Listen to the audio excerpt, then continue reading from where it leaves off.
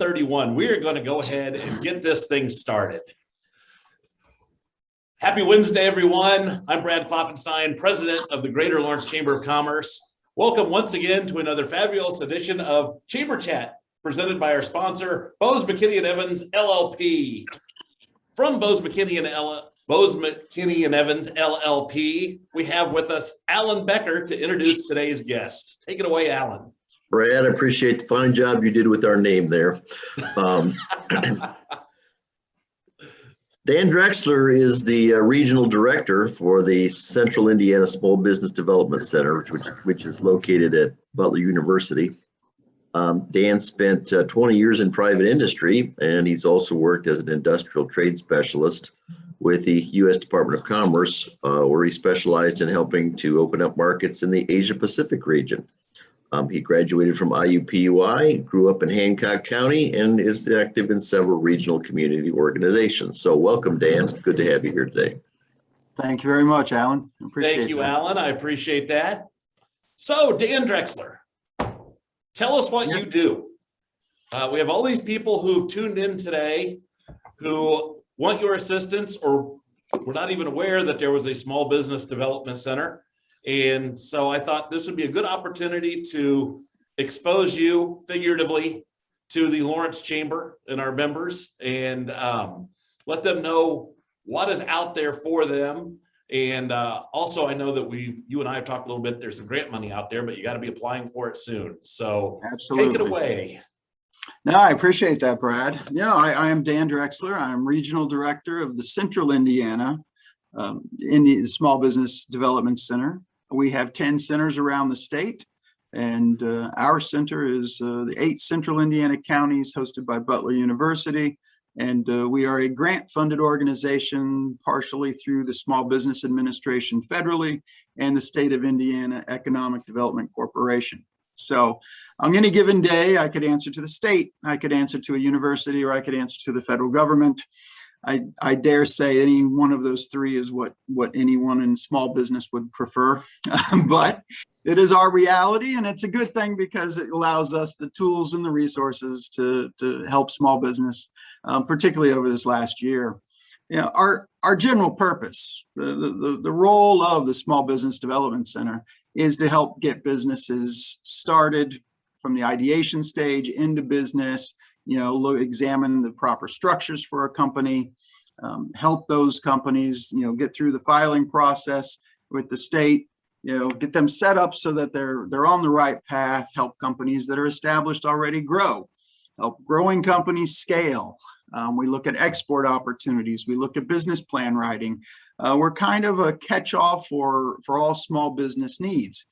That was the job I took the first week of March 2020. The second week of March 2020, the campus closed down at Butler University. Everything shut down, and relief programs were rolled out. And all of a sudden, our job of starting companies, growing companies, scaling companies, and supporting companies became, how do we survive? What are we doing? What tools are available to keep people on, in the survival mode and essentially keep their doors open and to fight another day. So for the last 18 months, we've really been focused on all the programs you might see in the news. We're kind of ground zero for the PPP loans, the Paycheck Protection Program, economic injury disaster loan programs, shuttered venue operators grants, restaurant revitalization fund, anything that you've seen that was related to small business relief in terms of grant programs, loan programs, publicity programs, anything along those lines. It's really fallen back to our office as an advocate in a supporting role. So we've kind of held a couple different major roles throughout this. So we're still not abandoning our core responsibilities, our core mission, which is to get businesses up and going. But we're also then on that survival side of the programming. And then that has been all consuming. But interestingly, Brad, about July last year, after about 4 or 5 months into the pandemic, the heaviest part of it, it was interesting to see the number of people coming to us to start new businesses.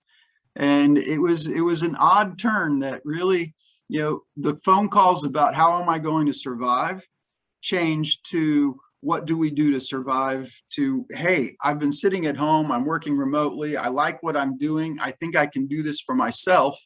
And the number of startup requests that we've received since that time have not diminished. I mean, we are going full board. Last year alone, we helped 1,100 clients with just 2 business advisors in our office. So if you do the math on that, it's a pretty substantial volume coming through our doors. And that doesn't always include just the participants in training sessions or the one-off questions on grant applications and processing. So we've got our hands in a lot of things. And at one point, I think early on in my time here, I looked at one of our senior business advisors and I'm like, Curtis, what are we supposed to know everything about every industry and every part of business? And he laughed and just said, yeah, and walked away. And I kind of have always kept that now, because we don't know everything about all businesses. We do have a great referral network. We certainly, look to people in organizations and companies like Bose McKinney and Evans and, referrals. And, we certainly have in our pocket the allies that do know more than we do. So, as a good starting ground and a place to get your initial questions, we like to believe we're a great springboard to get those answers.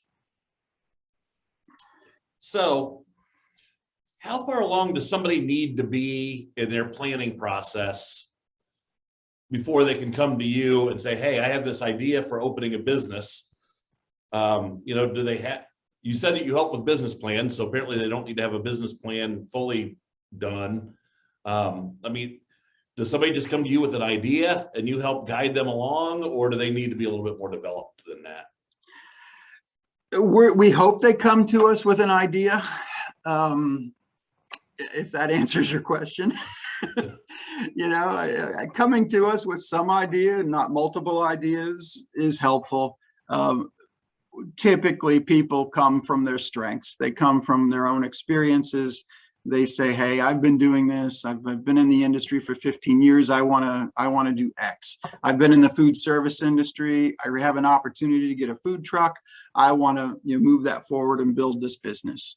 Or my parents are aging.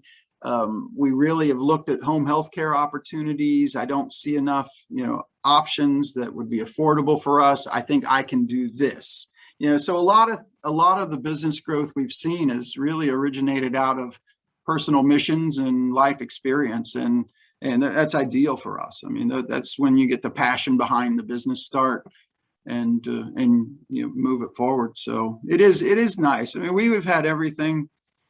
I mean, I laugh at one time. There was a day that I started the morning with a med tech company looking for venture capital. By late morning, I was working with a CPA firm on a program we offer called Hire Up, which is a critical first hire program. It's when you really got to bring on board that first hire, that first position or a critical role in your company.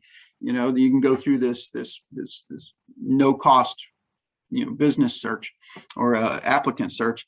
That afternoon, I was counseling a drag bar on the Shuttered Venue Grant and Restart Grant.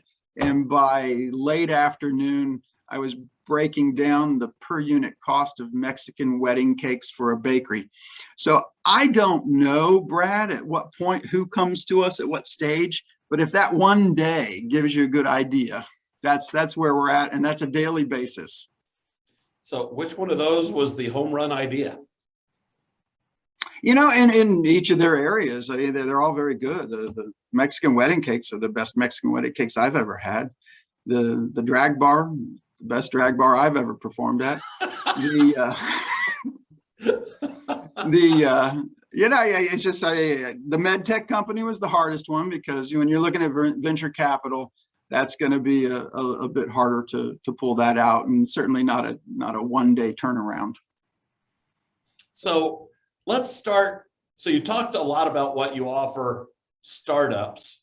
What is it that you offer existing businesses? I know that, in preparation for this, we talked about some grants that are out there. I think you said they need to be applied for by November 15th.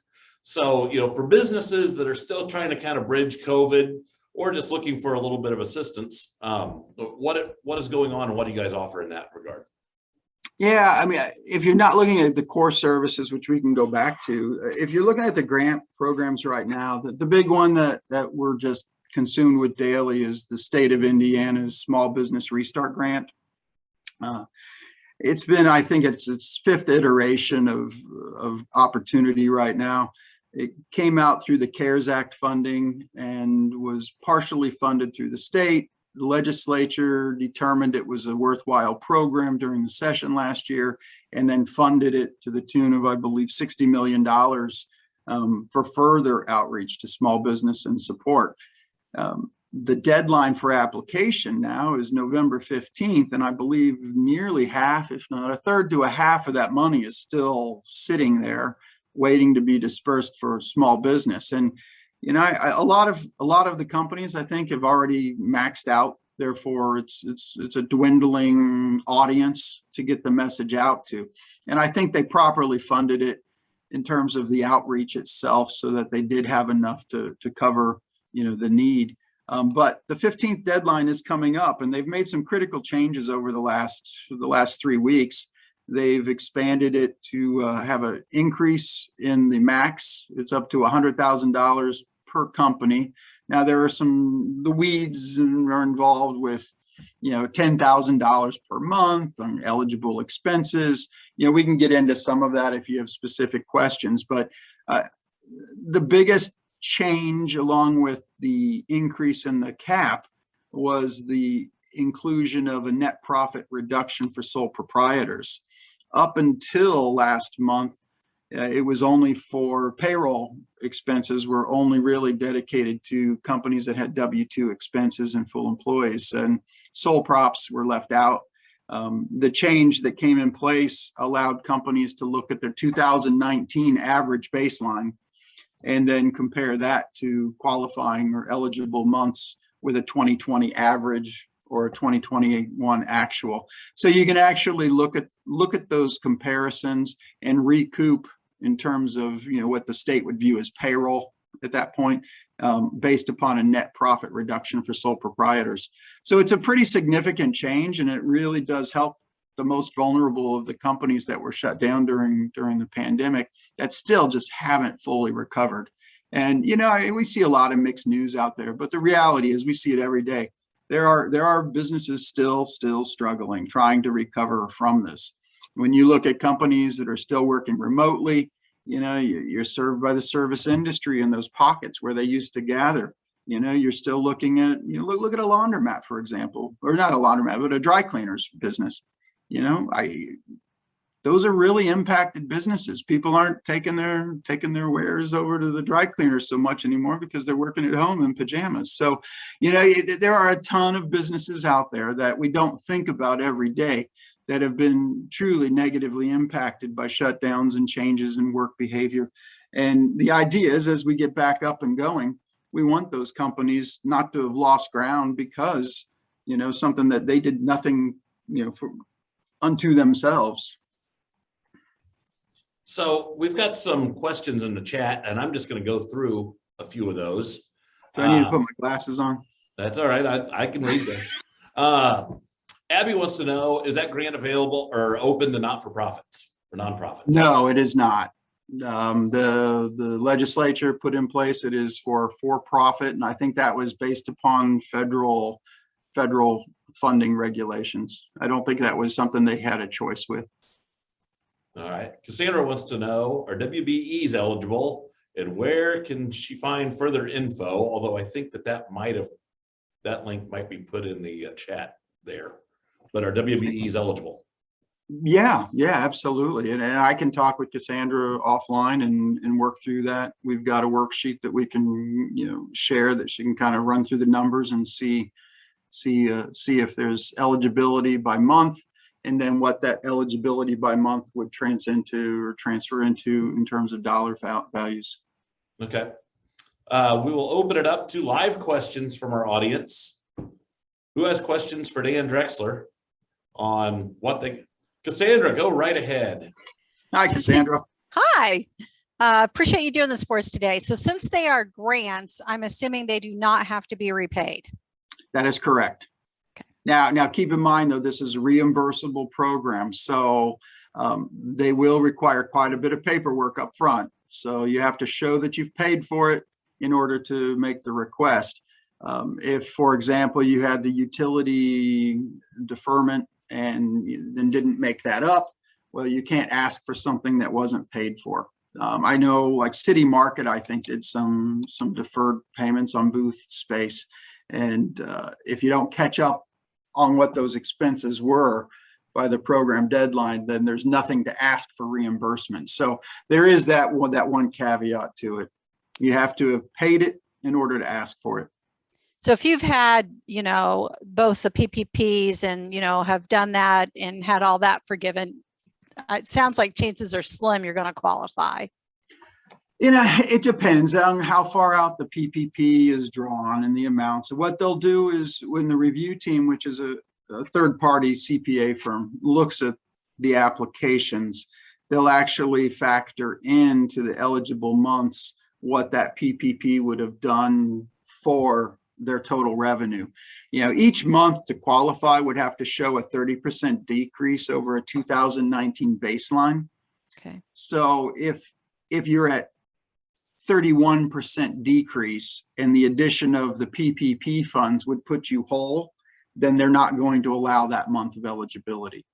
So they will factor that in. What we've seen though, Cassandra, is usually by mid-year, you would have exhausted the PPP over that initial 10-week to 12-week, 8 to 12-week time period. That still leaves a lot of time in between the next round of PPP.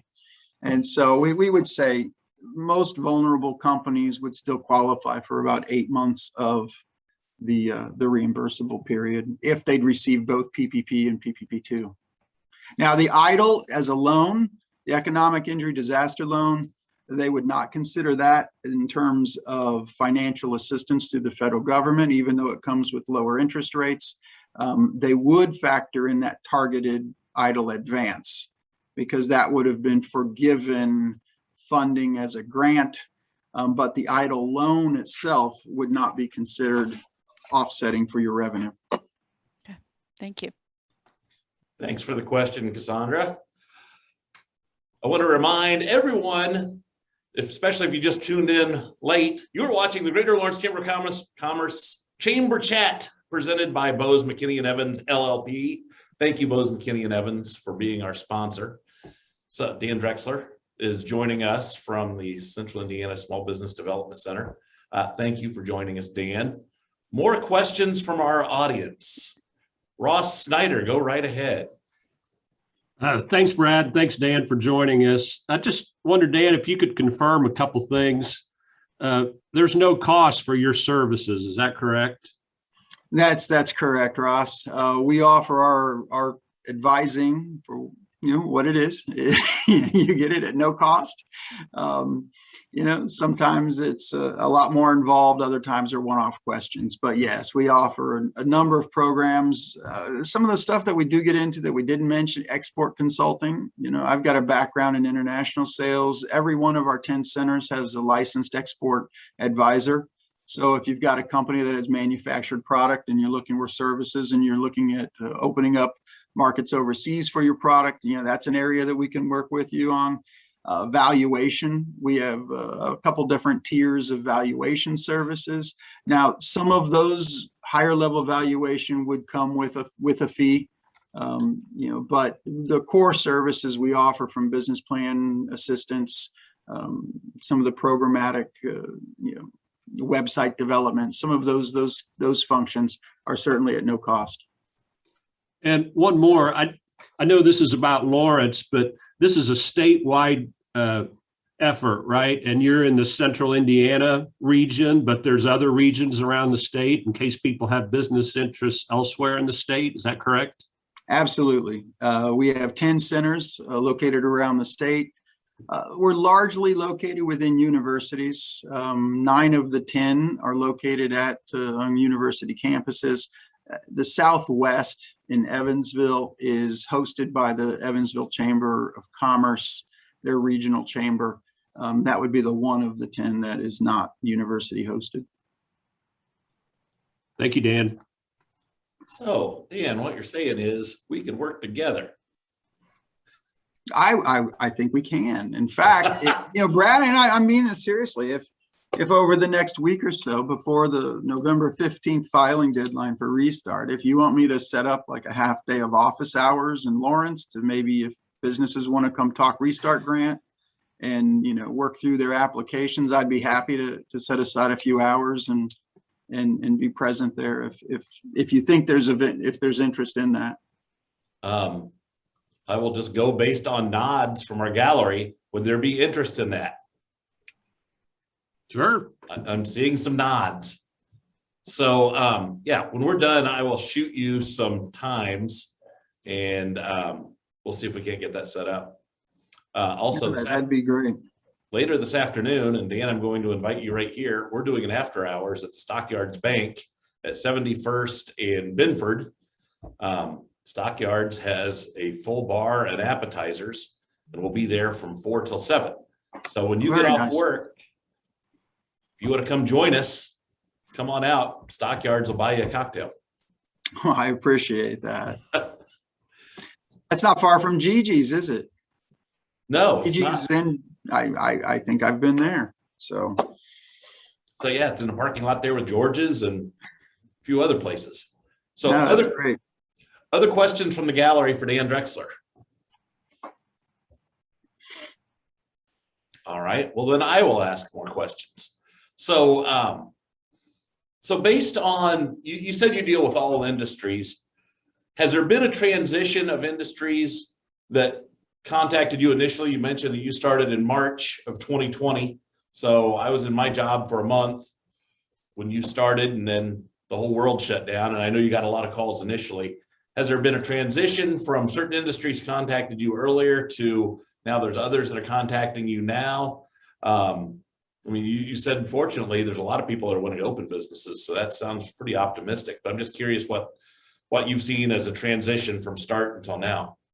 Well, I'll answer that first anecdotally and then get to a heavier, more serious answer. But we have found, and I do believe there's some science behind this, as HGTV rolls out a new program with a new focus, we get phone calls about that industry. So for example, if you see a storage wars on DIY network or whatever, we will get 20 calls the next week over, hey, I want to do a storage company. Yeah, I want to do, liquidation company. If there's a home improvement flipping company show that's new, we get the calls that say, hey, I want to be a real estate flipper. So if you watch HGTV and then you see a new episode of a new show come on, that next week and a half, I'm going to get calls that will be a couple dozen calls about that particular interest in that business. So I find that fascinating. It's again, more anecdotal than anything, but it still is entertaining to me. So I've had to tell my friends and family that actually, have cable TV now that they have to give me a heads up, What's hot? What are the biggest design fads? Yeah. It's like, tell me, give me a day's notice so I can pull market research and be ready for this. But in the general industry, we have seen some trends, when you first saw, when the closures started happening, you did see people move more toward food trucks. You saw home construction contracting inquiries. You saw a lot of real estate investment questions. So the home healthcare became a big question on certification and what do we do next. So there were lots of industries that peaked right at that time, and then over the last 18 months, it's interesting. We went through a stage where actual restaurants peaked again. Where I think when people saw that they started coming back into restaurants and opening up the floor plans and allowing more people, those companies that had suffered or went out of business during the early stage of the pandemic then, had assets for sale, and, people started them up and said, hey, I want to own a restaurant now. So we saw that peak. We've seen lots of services, lots of service industry in terms of consulting, life coaches that we went through a good period of time where people wanted to be life coaches. So it is interesting, and it is cyclical. It's like one day, the life coaches stopped. I don't know if we saturated the market with, 6 weeks of new life coaches, but it just does seem to be some trends, and I don't always know what they're going to be. What the core industries that we really like to see happen would be in the manufacturing sector, med tech, IT, some of the faster moving sectors. When you look at an organization like Elevate Ventures, which is a state funded business growth kind of funding organization, they've got lots of great programs. You'll see actually some of the focus, not just from the state level, but the small business communities move in this direction as well. So we do trend to move in the same way that the bigger audiences do. That doesn't mean that we don't have a heavy core of Main Street programs.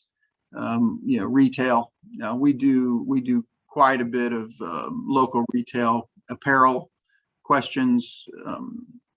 Another one that's coming up are co-working spaces. Shared office spaces. That's been a popular one. So now I've got a question. With your international sales and distribution background, I read an article, I think in Forbes a week or two ago, saying that shipping containers, obviously we've all been hearing about the backlog at the ports, but that typically shipping containers come over, they get emptied out, and then they wait on oftentimes agricultural products to fill those containers, and then they get shipped back. Whereas now they're just sending back completely empty containers, just so that they get back to Asia, fill them back up, and send them back this direction. Is there an opportunity for somebody who's more of a local manufacturer to potentially open up an international market? I would expect that shipping rates should be fairly cheap if they're sending back, if the alternative is sending a container back empty as opposed to getting a little bit of something for it. Do you help manufacturers with that? That's not a new trend, actually. We've had a good decade plus run on empty containers going back, but I don't believe you're going to see strongly discounted rates right now with fuel surcharges and then labor issues. There are a lot of factors that are going into this right now that don't make it as affordable as what it was even 2 years ago. So, you could look at it. What we see a lot of people trying to do with the containers are more container housing, container, living developments. We've got, communities are trying, I think right now, to define whether they want that in their community. Some view it as artistic and cool and trendy. Other communities are like, no, we don't want containers stacked up on each other with people living in them. So, that's kind of a trend we see with some of that.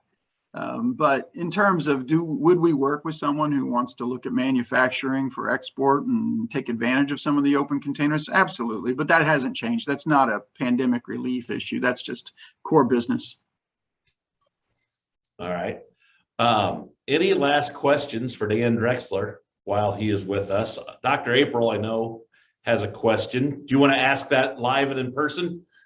Sure, that's fine. That's so funny. Y'all call me Dr. April. I know you're talking about grants and funding, but I was just wondering, is anyone in your office, or do you help with like helping businesses file as like either women owned or veteran owned? Yeah, for the certifications, we do. In fact, I don't know how we walked into this, but right now I'm the point person on a Cummins Global Supply Chain webinar that's coming up on the week of Veterans Week. And the idea there was to look at veteran-owned businesses and look at veteran certification, but along with that, women-owned businesses. We work closely with NABO, National Association of Women Business Owners.